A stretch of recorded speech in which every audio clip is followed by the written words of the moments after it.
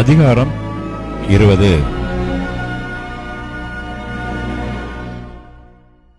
அந்நாட்களில் எசேக்கியா வியாதிப்பட்டு மரணத்துக்கு ஏதுவாயிருந்தான். அப்பொழுது ஆமோத்சின் குமாரனாகிய ஏசாயா என்னும் தீர்க்கதரிசி அவனிடத்தில் வந்து அவனை நோக்கி, நீர் உமது வீட்டு காரியத்தை ஒழுங்குபடுத்தும், நீர் பிழைக்க மாட்டீர், மரித்துப் போவீர் என்று கர்த்தர் சொல்லுகிறார் என்றான்.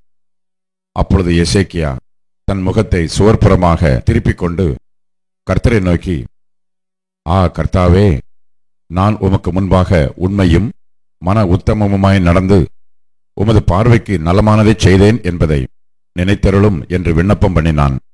எசேக்கியா மிகவும் அழுதான்.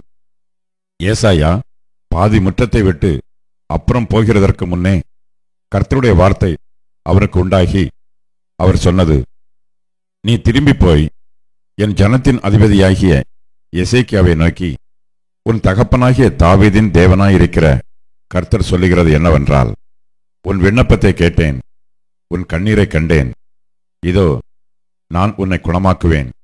3ஆம் நாளிலே நீ கர்த்தருடைய ஆலயத்துக்கு போவாய். உன் நாட்களோட 15 வருஷங்களை கூட்டுவேன். உன்னையும் இந்த நகரத்தையும் அசீரியா ராஜாவின் கைக்கு தப்புவித்து என் நிமித்தமும் என் தாசனாகிய தாவீதின் நிமித்தமும் இந்த நகரத்துக்கு ஆதரவாய் இருப்பேன் என்று சொல் என்றார். பின்பு ஏசாயா, அத்திப்பழத்து அடையை கொண்டு வாருங்கள் என்றான். அதை அவர்கள் கொண்டு வந்து பிளவையின் மேல் பற்று போட்டபோது அவன் பிழைத்தான்.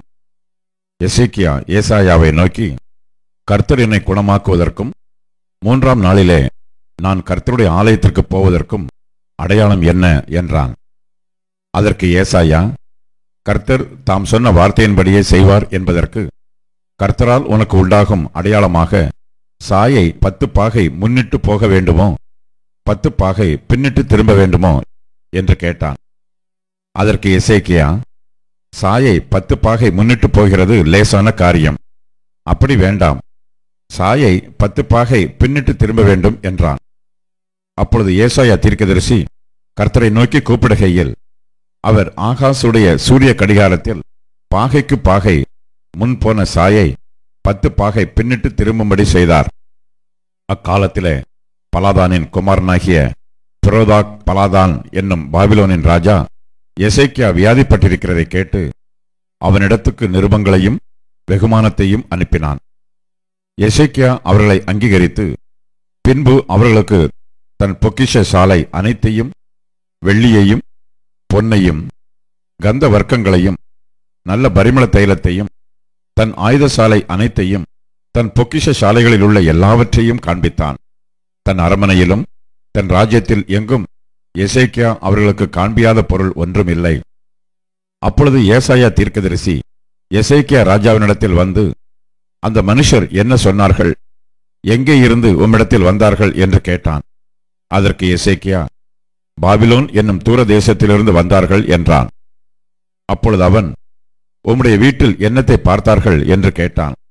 அதற்கு எசேக்கியா, என் வீட்டிலுள்ள எல்லாவற்றையும் பார்த்தார்கள், என் பொக்கிஷங்களில் நான் அவர்களுக்கு காண்பியாத பொருள் ஒன்றும் இல்லை என்றான். அப்பொழுது ஏசாயா எசேக்கியாவை நோக்கி, கர்த்தருடைய வார்த்தையை கேளும், இதோ நாட்கள் வரும், அப்பொழுது உமது வீட்டில் உள்ளதிலும் உமது பிதாக்கள் இந்நாள் வரைக்கும் சேர்த்ததிலும் ஒன்றும் மீதியாக வைக்கப்படாமல் எல்லாம் பாபிலோனுக்கு கொண்டு போகப்படும். நீர் பெறப்போகிற உமது சந்தானமாகிய உமது குமாரர்களிலும் சிலர் பாபிலோன் ராஜாவின் அரமனையிலே அரமனை வேலைக்காரராய் இருப்பார்கள் என்று கர்த்தர் சொல்லுகிறார் என்றான். அப்பொழுது எசேக்கியா ஏசாயாவை நோக்கி, நீர் சொன்ன கர்த்தருடைய வார்த்தை நல்லதுதான் என்று சொல்லி, என் நாட்களிலாவது சமாதானமும் உண்மையும் இருக்குமே என்றான். எசேக்கியாவின் மற்ற வர்த்தமானங்களும் அவனுடைய எல்லா வல்லமையும், அவன் ஒரு குளத்தையும் சாலகத்தையும் உண்டாக்கினதினாலே தண்ணீரை நகரத்திற்குள்ளே வரப்பண்ணினதும் யூதாவுடைய ராஜாக்களின் நாளாகம புஸ்தகத்தில் அல்லவோ எழுதியிருக்கிறது. எசேக்கியா தன் பிதாக்களோட நித்திரை அடைந்த பின் அவன் குமாரனாகிய மனாசே அவன் ஸ்தானத்தில் ராஜாவானான்.